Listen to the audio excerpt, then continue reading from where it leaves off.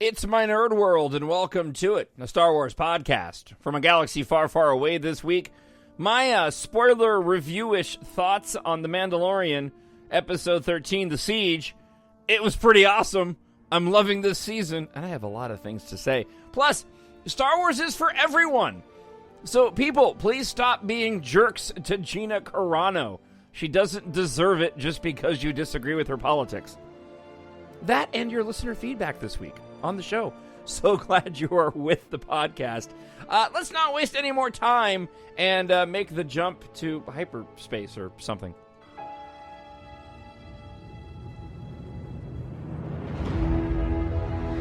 Nothing will stand in our way. I find your lack of faith disturbing. I will finish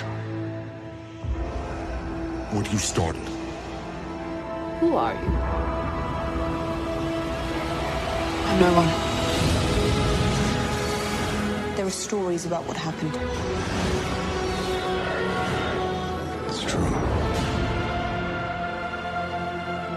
All of it.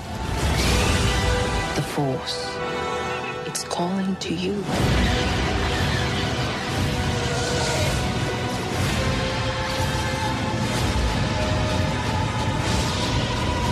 My nerd world. Just let it in. I love Star Wars. I love Star Wars so much. Welcome to the show this week. I'm in a mood. So you're either cringing right now or you're smiling. I don't know which one, and I don't care because I just don't care. Welcome to a Star Wars podcast, and I am your host, Jon Justice. Boy, The Mandalorian, man. I don't know if it's because of the things that I said in previous podcasts with season 2, or because they've got more of a budget or what. But man, I am just loving this new season. Just in a way that it's just connecting with me in a way that the first season didn't. My wife Melinda was griping a little bit because she's I think annoyed. Well, I don't think I know. She's annoyed that the show is, Mandalorian, goes to a certain place on his mission, but then has to go and solve a problem in that episode. It just was kind of like, well, that's what these shows do. That's kind of the formula. I dig it. It's not for everybody. I dig it. She likes them, don't misunderstand, but she just knows now that every episode is going to be Mando having to figure out some problem or situation and getting out of it before moving on to the next thing. This episode didn't disappoint, and it was another one where I kind of went into episode 13 of season 2 a little cautiously optimistic, if only because Carl Weathers was directing it. And that's not to say that I think Carl Weathers is great. I've really enjoyed him and everything that I've seen him beforehand, whether it's Happy Gilmore or Rocky.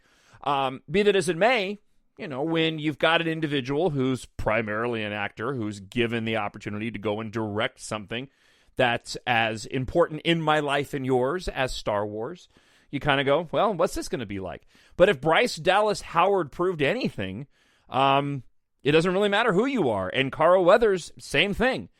This was a fantastic episode. I'm curious from a production standpoint how much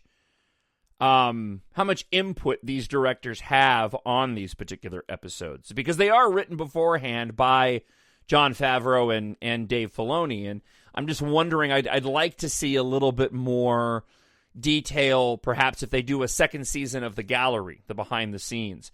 I'd like to see some more discussion around what things were specific to particular directors. Now, I say that, but I also will say that I can almost tell, like different directors from watching the show. So, for example, only a few episodes do I know specifically were directed by particular directors. I haven't gotten that deep or remembered as much. So, Taika Waititi, for example, I know that he absolutely did that last episode, and I could definitely tell you a Taika Waititi episode because of the comedy that's injected into it. Bryce Dallas Howard's the same thing. She has a certain sentimentality. Is that a word? There is something sentimental about her episodes, in my opinion, that she gives. Deborah Chow as well. But this episode, directed by Carl Weathers, was just a ton of fun, and I'm looking forward to watching it again. As a matter of fact, I think tonight I may end up going back to the first episode of season 1. Of season 2 to watch them all the way through, because the episodes have kind of varied in length. So they actually provide the opportunity to watch a couple back to back if you've only got like a movie's worth of time to go and watch. So before we dive into more of the show and my comments on this, I want to remind you to make sure you go on by mynerdworld.net and find out all things about My Nerd World, the podcast, and the science fiction, space opera books, novels that I write. Also, the blog that's available, where I'm posting a couple times a week. Go and check it out at mynerdworld.net, and you can always email TalkShowNerd@gmail.com. We are the spark that'll light the fire that'll burn the First Order down. So, like I do with all my I don't even know if you can call these reviews that I do of these episodes. They're more just sort of my random thoughts about these shows. I just don't like going down the road of taking it scene by scene. I'd rather sort of dive into the things that stuck out to me. So I made a list. I made a list of things about The Mandalorian, episode 13, The Siege, that I wanted to talk about. So let's start off here. The child sequences in this episode were spectacular. The bit at the beginning of this episode of the child deep in the bowels of the Razor Crest with the green and red wire and the Mandalorian trying to get him to plug him into the different ports had me howling. That's my kind of humor. And I just thought that the comedic timing on that bit was spot on perfect. I also appreciated the subsequent scene in the cold open where the Mandalorian and the child are sitting there and they've got their little cups of food, and you actually get to see the Mandalorian and how he's eating. I really enjoyed that little real moment where we got to go and see that. It's like you don't ever see people, for the most part, unless it's a plot point, going and using the restroom in a movie. You don't really see people eating unless it's a plot point, right, in a film. Ocean's 11 is the only movie that, well, and that actually isn't, well, it's not a plot point, but it's more funny. If you've never noticed before, I like the ocean movies. If you've never noticed it before, next time you go and watch Ocean's 11, pay attention to Brad Pitt's character. He's eating through that whole movie. Once you notice it, you can't unnotice it. It's like J.J. Abrams and his look back. J.J. Abrams has his dramatic look back. Once you see the dramatic look back, you can't unsee it. He does it in almost every single film, and he puts it in trailers. There's a dramatic look back. There's the one in, and I've mentioned this before, but there's the one in The Force Awakens when they are getting ready to fire on the Hosnian Prime system, and there's the female member of the First Order who also played Finale in Ready Player One, and she's on the sci-fi show Killjoys. She does the dramatic look back. In Star Trek Into Darkness, there's a scene with Uhura, when they go to when they go to track down John Harrison Khan on the Klingon homeworld. She does a dramatic look back. And then the very beginning of The Rise of Skywalker, when Kylo, it just makes me laugh because I watched The Rise of Skywalker last night because I love that movie. There's a moment right at the beginning of the film after Kylo Ren goes and takes out all of the dudes guarding Vader's castle on Mustafar before he goes and finds the Wayfinder. He does a dramatic look back. Cracks me up. Anyways, how did I go down that tangent? I don't know. I just like the... anyways, I really enjoyed the realism of that scene and seeing the Mando going and eating the food with the child. Because you just don't see that type of... You don't see that type of stuff. And I was curious. Does he take the helmet off? Is he taking it off in front of the child? It's like, no, he's lifting it up. You actually saw the bottom of his mouth when he was doing it. I thought that was cool. The action sequences in these Season 2 episodes have been great. And I don't know if this is a budget thing. They got more money, so they're giving us more action. But the stealing of the transport from the former Imperial base, the chase through the canyons, the speeder bikes going down the mountain and then crashing. And then the one dude, and I pointed this out in the trailer when it was first released for season 2 of The Mandalorian, with the speeder bike guy, and he kind of needs to balance himself out, and he sticks his leg out as he slides. It's a very sort of BMX move. Was awesome. And then we get another fantastic Razor Crest action sequences versus these TIE fighters. I mean, it's just incredible action in these episodes. And again, I don't know if it's because they've got a bigger budget where they can afford more CGI to make these particular scenes happen, but I've just been thrilled with the amount of vehicle sequences that we've been getting in this season. It's just been really, really exciting. All right, so let's get into a little bit of the reveals from this. And I know there's been a lot of talk and speculation on 2 different things that happened in this episode that could have huge ramifications. So this was not a filler episode by any stretch of the imagination. They really put some meat on the mythological bones in this one. The first one is we get to see the scientist again from season 1 who had extracted the blood from the child. He makes a comment. You got to catch it during the little holograph when they're watching the holograph in the base of the M count, right? Midichlorian count, and how he's run out of blood because he didn't get a lot, and so the subjects have been failing to form, right, whatever it is that they're creating. And he needs more samples in order to continue with the experiments. And then you get this huge liquid tank with this mangled up looking creature that's being grown inside the tank. Now, there's been a lot of talk about what this creature looks like. Some people have said it looks like Snoke, and I tend to agree, although people have been pointing to the scar on its head, and unless it's reversed imaged, it's backwards for some reason. It took me a while. I had to look at several photos to actually see what people are seeing. It took me a while to kind of see where the face was because there's just so much twisted flesh around whatever is floating dead in that tank. Some people, obviously speculated that it could be Sheev Palpatine looking to grow a new body. It could just be experimentation of trying to get midichlorians into a created potential individual or a cloned character in order to help with the Emperor, or my theory is aligning with a lot of what people are saying, is that this is the beginnings of trying to create Snoke.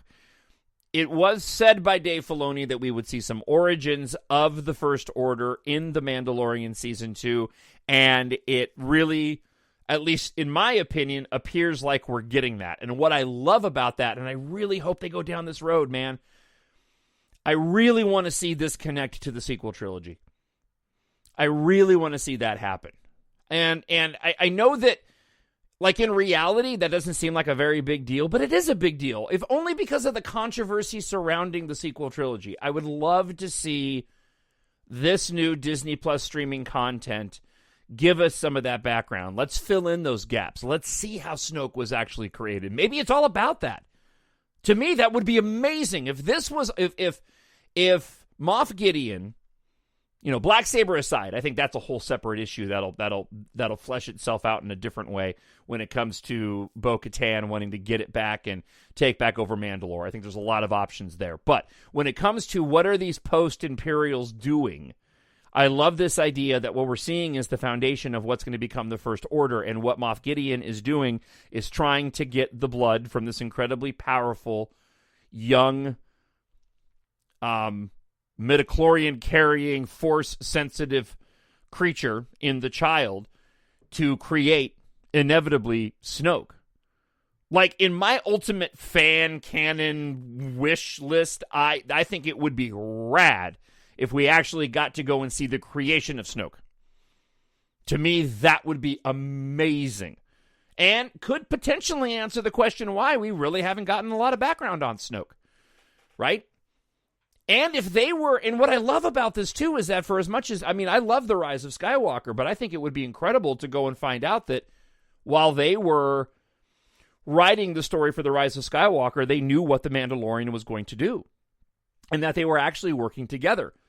And here's a wacky thought. What if this was part of the reason why Colin Trevorrow got booted off of doing episode 9?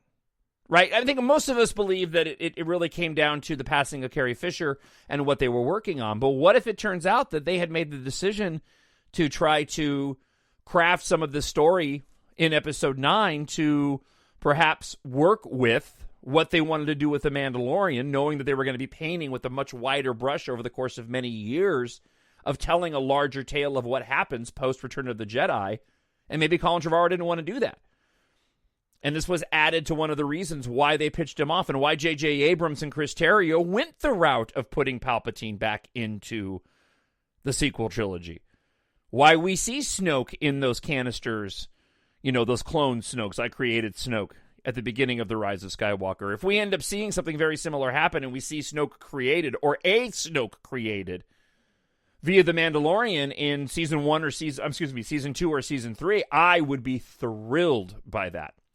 All right, and the last big deal in the episode was the final scene, and that would be Moff Gideon talking to one of the commanders on his post-Imperial ship, which was pretty rad. We got a callback to A New Hope with that. I don't know the class of the ship, by the way, so forgive me for that. But that former Imperial ship coming over camera, much like it did, the Star Destroyer did at the beginning of A New Hope. But going in and her talking about putting a tracking device on the Mandalorian's ship, and then we see all of these interesting-looking Imperial figures lined up against the wall. We know now via the descriptive audio from Disney Plus, those are Dark Troopers. For those that are not familiar with Dark Troopers are either cyborgs or the equivalent of upgraded battle droids that largely only existed in the expanded universe and in Legends. So I know a lot of fans were really geeking out. It again shows the desire to pull elements from the expanded universe. I think I said expanded editions. Expanded universe and Legends, and pull them into canon. A lot of people were excited about that, and I think it promises some pretty cool action sequences, because based off of that scene and how imposing it was and what a big deal they made of it, that I imagine that these Dark Troopers are going to be the real deal and probably pretty difficult. Not just cannon fodder, right, is what I'm trying to say. Overall, man, fantastic episode. The action in it was great. And again, going back to the Razor Crest going against those TIE fighters was just a ton of fun. And really, really love seeing the Razor Crest getting so much action in these first opening episodes of The Mandalorian Season 2. As always, what do you think? TalkShowNerd@gmail.com. Let me know your thoughts on the Siege, and I'll share them on next week's show. Something inside me has always been there. But now it's awake. And I need help. By the way, we're hearing that next week's episode is called The Jedi. And it's directed by Dave Filoni. So the big to-do, the big expectation is that this is the episode where we're going to get to see Ahsoka Tano, and I can't wait for it. I really do hope that is the case. All right, so before we get to listener feedback this week, I want to address something. Gina Carano has done a fantastic job, in my opinion, on The Mandalorian, playing Cara Dune. She also has been very vocal in her opinions on the world we live in and life in general on Twitter. And unfortunately, this has rubbed a lot of people the wrong way. Not a surprise. Look, I think there's a lot of good that can come from social networking, but by and large, it is a plague upon our society. It certainly seems like it is right now. And in the political world that we live in right now, and it really is that way, because when you don't have sports to go do, when you don't have movies to go watch in theaters, when you don't have concerts to go to, when we're all stuck watching these screens in our hands or at home, we're just fed the same constant nonsense all the time, and especially from social networking. And there's been a movement underway on Twitter to cancel Gina Carano, the hashtag fire Gina Carano, all because there are certain people out there who hold different views and opinions than she does. Was watching the Star Wars show, And I miss the old format of the Star Wars show, by the way. I mean, I know we have a situation with this pandemic where they can't go and do that, but I miss the old Anthony and Andy hosted once a week shows. I don't particularly... The new host is okay, she's fine, but I don't know. I just don't... I haven't particularly cared for the weekly show, the weekly short shows they've been doing, and then we once a month we get like a 20-minute episode, and it's okay. It's not the best. I miss the old version of that show. Be that as it may, I was watching This Week in Star Wars show, and she made a comment right at the very beginning. The Star Wars is for everyone, and Star Wars is for everyone, not just everyone who you agree with. And I know a lot of people have their views of groups of individuals on both sides of the political spectrum. And we tend to paint with very wide brushes and want to put labels on everything and people. I just wish that people would go and actually read what individuals like Gina Carano are saying, rather than just injecting their quick, instinctive reaction to what it is that they just read. It's not to say that you're going to end up agreeing with it, but it is to say that I've read all those tweets from Gina Carano. And I'll be honest, I tend to agree with a lot of what she has to say.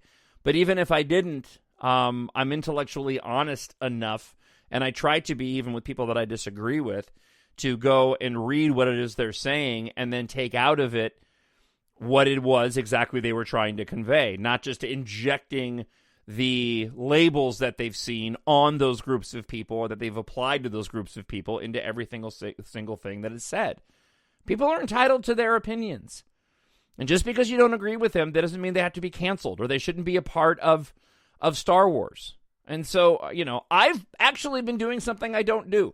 And I've been going into Twitter and commenting to people who have been really irrationally going after Gina Carano for comments that she's made, just expressing her opinion. She's not saying anything hateful. She's not saying anything mean, right? Or any of the other number of horrible labels and things that she's been called. I read a tweet just before I went to do the show today of somebody saying that, she doesn't wear masks and she'll probably get COVID and die, and that's a good thing. I'm just like, wow, man, that is just not an appropriate thing to say in society, in the society that we live in.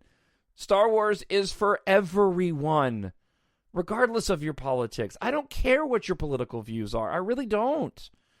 When we all go to see a new Star Wars movie in the theater, when we all sit down to watch Star Wars on TV and then go and comment on it and record podcasts, I don't give a rip what your politics are.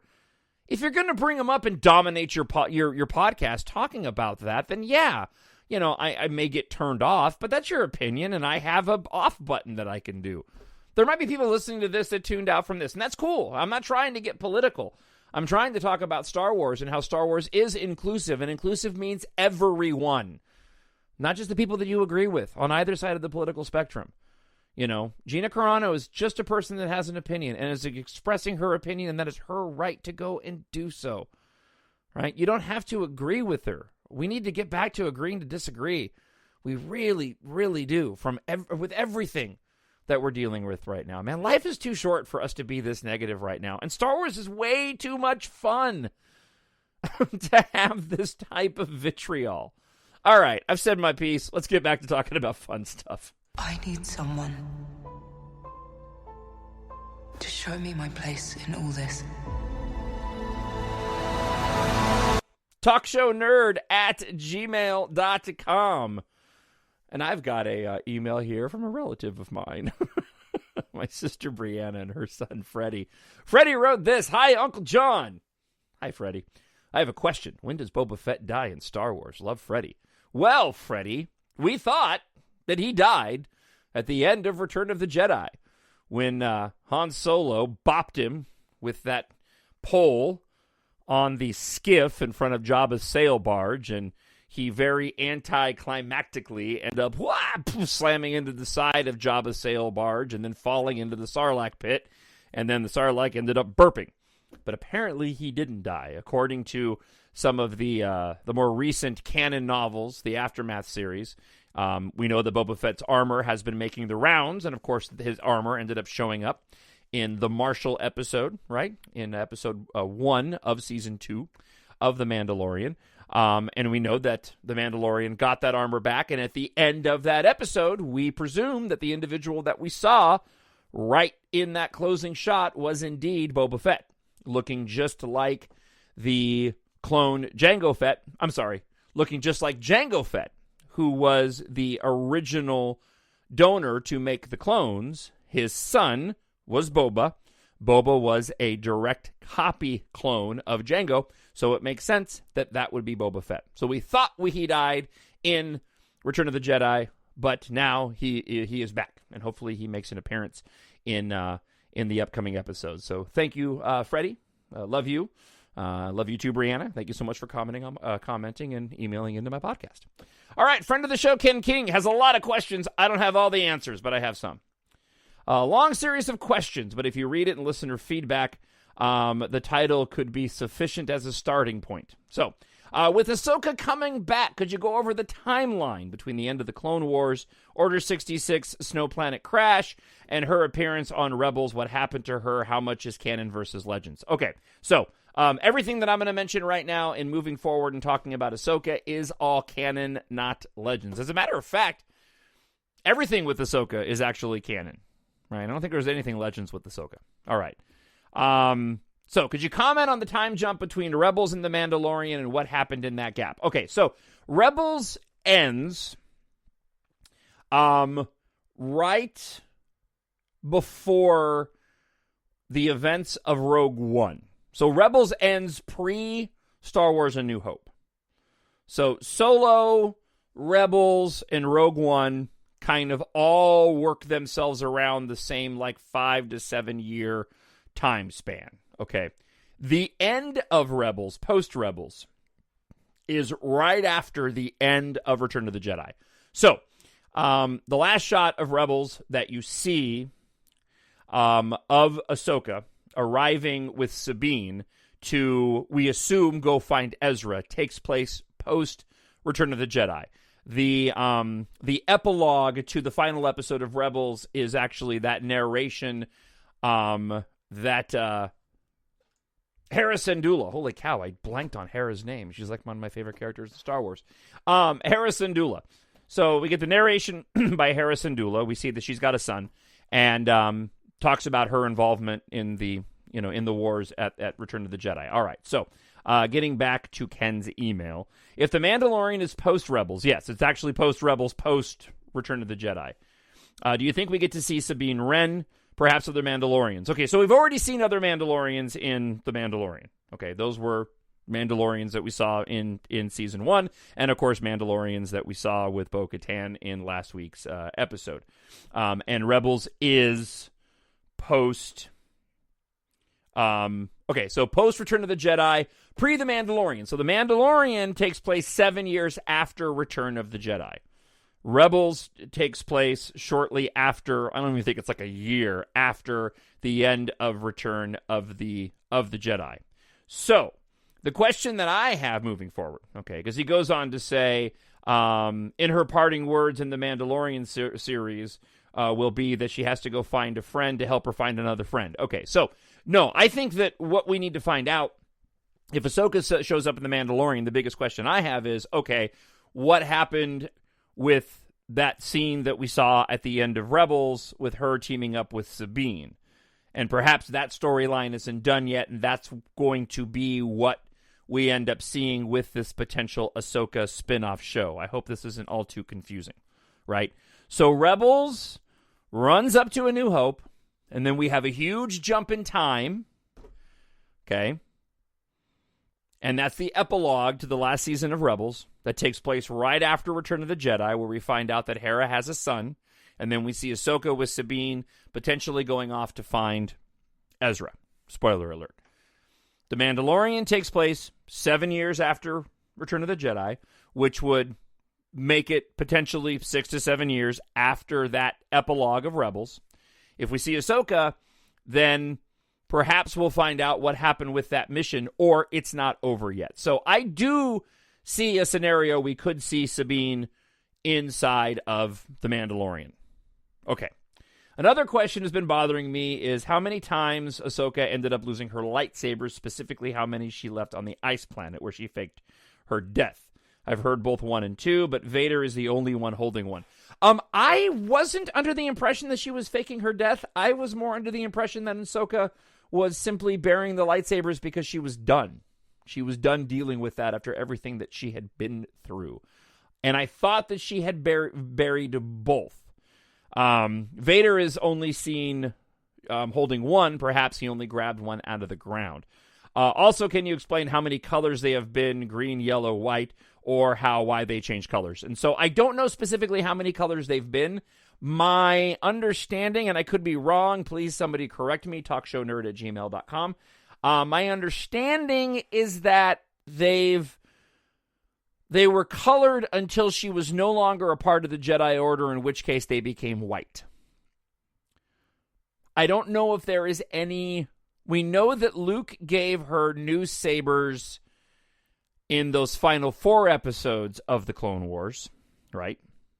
Which obviously took place pre-Revenge of the Sith. And they were white. And we also know that in canon, the crystals bleed based off of your connection to the Force. And so, again, I don't know. I'm sure this has been covered, and I could be wrong. Please correct me if I am, and don't get mad at me if I am. But my understanding is they're white because she's no longer a part of the Jedi Order, and therefore she's somewhat neutral. That makes sense?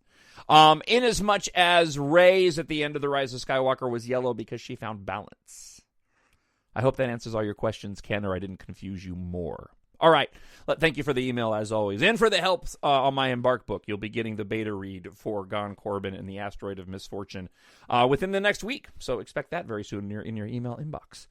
All right. Friend of the show, Miranda, writes this. Can we all do ourselves a favor and stop? Not you or anybody in the comments section later on. But to everyone else, can we stop being so obsessive about being so ultra PC or want to look for problems where they don't have to exist and act like a bunch of activists and have entertainment minding their P's and Q's about it and making outrageous lists of demands because of reasons? It's been a tough year for everyone. Please, let's work on creating less problems by not trying to invent them if we don't have to. Miranda, you speak it, sister, please. Which is exactly what I was talking about with the ridiculous Gina Carano controversy. So thank you for that. All right, J.O.B. says this. The same people who are outraged by about the child eating the eggs are the same ones that are all for abortion. Holy cow, they went there on the show. Here's one for you, a little bit more palatable. Okay. People got more upset about the child eating the eggs than they did about the child actually eating the frogs. Think about that one for a minute. Disney Desi writes this. I would like to know what kind of Botox Bo-Katan is using because she looks phenomenal for her age. Poor Obi-Wan didn't fare nearly that well. Yeah, right? I know. That's a really good point. Katie Sackhoff looks spectacular. They really translated her to live action. They did a really good job of translating her to live action. And I love this idea that we're taking these characters and expanding their stories in live action, which again gives me hope that maybe we'll end up getting that Ahsoka series based off of her and Sabine's search for Ezra. I think that would be rad. All right. Olio Scar 2000 says this. Just a thought. What if the trailers only show the first half of the season for The Mandalorian? All the trailers show clips from episodes we've already seen, except for Navarro. And since we can pretty safely say that Ahsoka will be in the next episode, I think it's a pretty safe bet. I do too. Thank you very much for the email. All right, Brennan Marr, friend of the show and host of Page Turners They Were Not, said this. Hi, John. What are your favorite minor and or background Star Wars characters? Listen, Hera Syndulla, Zori Bliss. I love both of those characters quite a bit. Probably two of my favorite right now, Hera and Zori. There's a couple of really background characters that end up sort of dotting the background in the sequel trilogy that I enjoy quite a bit. It'd be too tough for me to describe them on the show, and I even think if I named them, you probably would be You probably still wouldn't know exactly who I was talking about. But I like a lot of those characters. Yuduro Two Tubes, I really liked from Rogue One. I loved the fact that we ended up seeing him pop up again in the Solo movie. I thought that was great as well. I had to take some time and think about some of the background characters from the original trilogy and the sequel. And the prequels. But from the prequels and of modern storytelling, I like Bo-Katan. I don't know. I like the females. And Hera and Zori, especially Zori Bliss. I don't know. There's something about that character that I just absolutely love. So thank you, Brendan, for the question. I really do appreciate it. All right, let's see. Brian Martin, friend of the show, writes this. Do you think Chewbacca should have been killed on that transport? I'd like you to please watch this video to see the perspective from someone who thinks it should have been so. Brian, in full disclosure, I didn't watch the video because I don't think that Chewbacca should have been killed on the transport. I like what J.J. Abrams did in The Rise of Skywalker. And there was a couple of those twists and turns where they put you down a path of thinking something's going to happen only to go and fix the problem. Specifically, Chewbacca giving you the moment that Rey has to reflect on what she's done, which continues to sort of cement her path moving forward, only to find out that he's still alive. Same thing with the wiping of C-3PO's memory and then bringing it back later on. I really enjoyed both of those, and I understand the storytelling rationale as to why they went and did that. I think that the story for The Rise of Skywalker was fantastic, and I like what they did with Chewbacca. And the fact that they did that, they did it for a reason, and they brought him back again. So, no, the short answer is I do not think he should have been killed on that transport. I like that he was killed on the transport, but that he was brought back. It served a very specific plot element. And let me say, too, really quick, again, Rey is... my favorite version of Rey is Rey in The Rise of Skywalker. She's one of my favorite characters in all of Star Wars, and I love her confidence in that movie. Her confidence in The Rise of Skywalker is spectacular. It's one of my favorite things about that movie, and the fact that she gets 50 minutes of screen time, I think, in that movie is well-deserved. All right, and last this week, a friend of the show, Howard Kemple Jr., writes this. Recently, I caught a buddy of mine rewatching the prequels. He wasn't a big fan of the last two of the sequels, but he admits after watching them, the prequels actually make a bit more sense now. Do you think this may start to become more of a trend among the less enthused? I do. I really do. I think there's more of an appreciation now of the prequels than there was before, and I dig it. Also, have you seen the Lego Star Wars Holiday Special on Disney Plus yet? No, I'm watching it tonight. If you like the Lego Star Wars Chronicles, I do. You may like this. I will. It references all the movies in The Mandalorian too, plus Billy D. Williams, Kelly Marie Tran, Anthony Daniels all reprise their vocal roles. Yeah, I'm geeking out a little because my two favorite toys growing up were Star Wars and Lego. Always happy Thanksgiving from your loyal Doyle listener. Yeah, and he mentioned Jerry Doyle was a former talk show host and a good friend of mine who passed away several years ago. And miss him very much. He was a good friend and a fantastic talk show host and a mentor of mine in the early part of my career. So thank you very much for that, Howard. All right, and that wraps up the show this week. Before I let you go, I want to let you know that if you have not picked up a copy of EMBARK yet, go get it for free. That's right. I'm actually going to extend this another day. So right now it's available for free on Amazon. The ebook is available for free, and I'm going to make it free through Sunday. So go pick yourself up a copy for you and a friend if you haven't.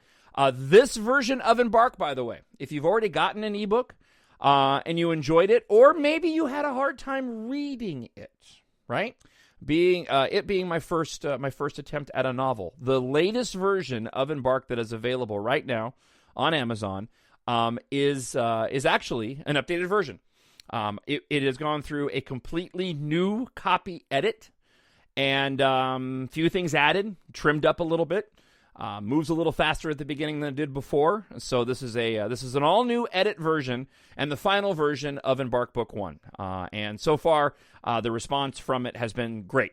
So I feel like one of the biggest criticisms that I had on book 1 was that it was a little slow to start and that it still had some editing issues, and I believe I have solved both of those problems. So go to Amazon.com and search for Jon, Jon Justice, and EMBARK, and pick yourself up a free ebook now through Sunday.